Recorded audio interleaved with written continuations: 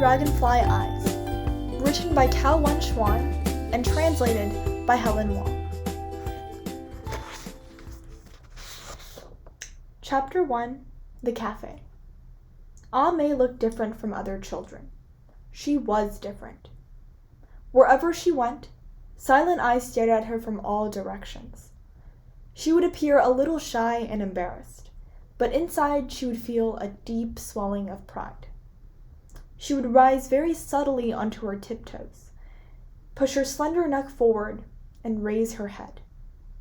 Then her little white face would turn very subtly, scanning the crowd as though searching for someone. People stopped talking the moment they saw her, as though caught by surprise, as though, while taking a stroll by the river, mindlessly watching the flow of the water, a sudden chill had swept up from the surface. One by one, they stopped, until they were all standing there, spellbound, countless pairs of eyes watching her every move, without a moment's thought as to how it might make her feel. It was as though this little girl had floated down from heaven, and the people around her were caught in a trance. May had known this gaze for as long as she could remember. The combination of surprise, curiosity, fascination, and appreciation that followed her wherever she went. And she knew it was because of Ninai. Ninai was French. Born in the famous port city of Marseille, she had grown up by the bright blue Mediterranean Sea. Ninai was her grandmother. Without Ninai, May wouldn't exist. May lived in Shanghai. At least, she lived there until she was 13. From the time May came into the world to the year Ninai passed away, when May was 15, Ninai never stopped telling her stories about her life with Yeye, stories filled with adventure and romance. Ninai poured her heart and soul into the tales, even when May was still very young. She didn't stop to wonder if May could understand or not, as long as those bright little eyes kept watching and blinking. Ninai would carry on talking, her soft-spoken Shanghai dotted with beautiful French words. Eventually, she'd remember that May probably couldn't understand what she was saying. Then she'd laugh and continue telling the stories anyway, pouring her heart and soul into them all again. Deep down, she knew she was telling the stories for her own benefit.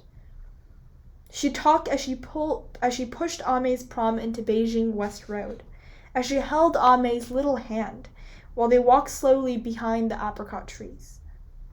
And as she lay down on the bed with Ame, their two heads sharing the same pillow.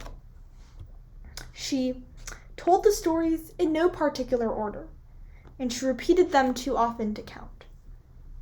But for Ame, it was like hearing a new story every time. And she was constantly asking, what happened next? They were like shiny little beads, each offering a glimpse of the bigger story. Over the years, Ame strung the shiny beads together, and the sequence of events began to take shape in her mind.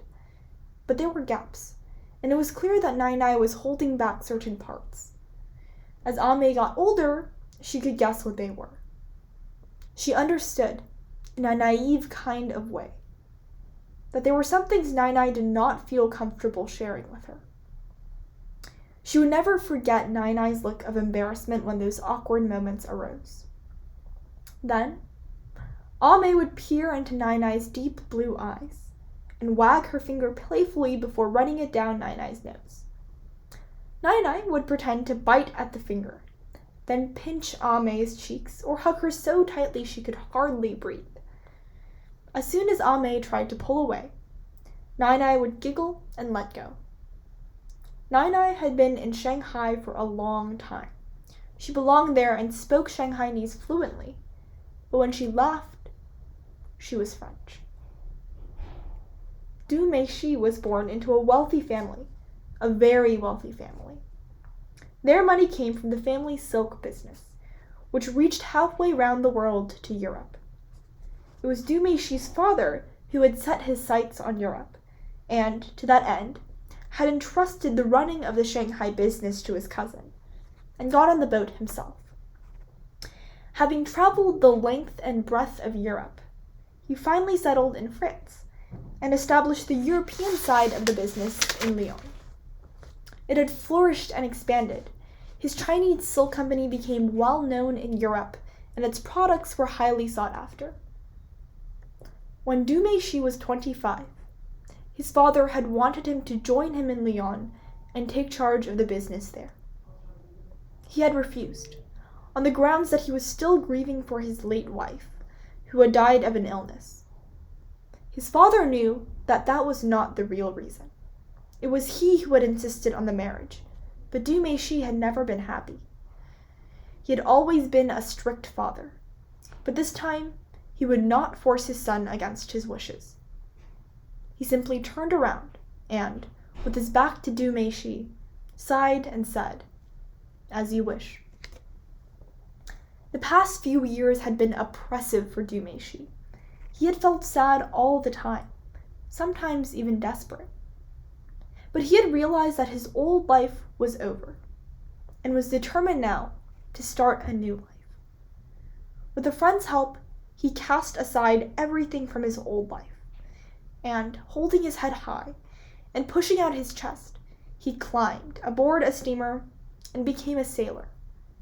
The ship belonged to a French company and sailed back and forth between Shanghai and Marseille all year round. Du Meishi loved being at sea. He was enthralled by the boundlessness of the water, the wind driving the clouds across the sky, the continuous rise and fall of the waves that rolled over the surface of the water, the islands in the distance floating like mirages, the gulls dancing in the spray behind the boat, the fish leaping in the brilliant moonlight, the merging of sea and sky. He had never known air so fresh. The world had never seemed so deep or vast. Life on the steamer was simple, yet full of all kinds of unexpected danger. His previous life seemed even duller in comparison. Doused in the salty tang of the sea, he was happier than he had ever been. He learned the skills he needed on the job, and soon rose to assistant helmsman, then to second in command. Meanwhile, the family silk business continued to flourish and expand. It had spread across Europe as smoothly as a cloud floating across the sky. And now, having covered Europe, it was heading towards the Americas. But Du Meishi, by nature, drawn to freedom and a life free of restriction, was still not interested. His father looked up at the sky and sighed. As long as the family in Shanghai were looking after Du Meishi's children, a little boy and a little girl, then he could spend the rest of his life drifting about in the wind and the waves, if that was what he wanted. Du Meishi's steamer docked at Marseille. He had been there many times and knew what to expect. It took several days to unload a full ship, and once unloaded, the ship would need to stay in dock while a series of inspections and repairs were carried out.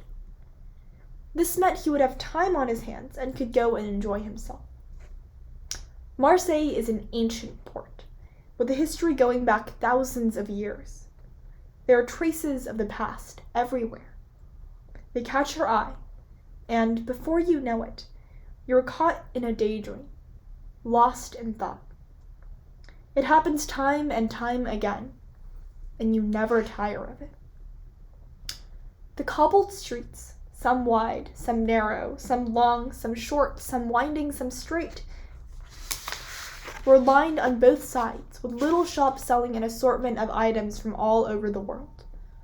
The seamen wandered aimlessly in and out of these little shops, not to buy anything, just to pass the time. Of course, they were much more interested in the restaurants. They had been at sea for weeks, and the food on board was bland and monotonous. Here, in Marseille, as soon as they saw food, their eyes lit up and their mouths started watering. The sight of Parma ham, sliced wafer thin, whetted their appetite. The aroma of calamari, lightly fried with parsley and garlic, tickled their taste buds from 100 steps away. Pasta with scallops and a squid and fish sauce stopped looking strange when the delicious smell reached their nostrils. But what they really looked forward to every time they came ashore was bouillabaisse, the rich fish soup for which Marseille is famous all over the world. Made with at least 4 different types of fish cooked slowly to draw out their flavor. It is probably the best soup in the world.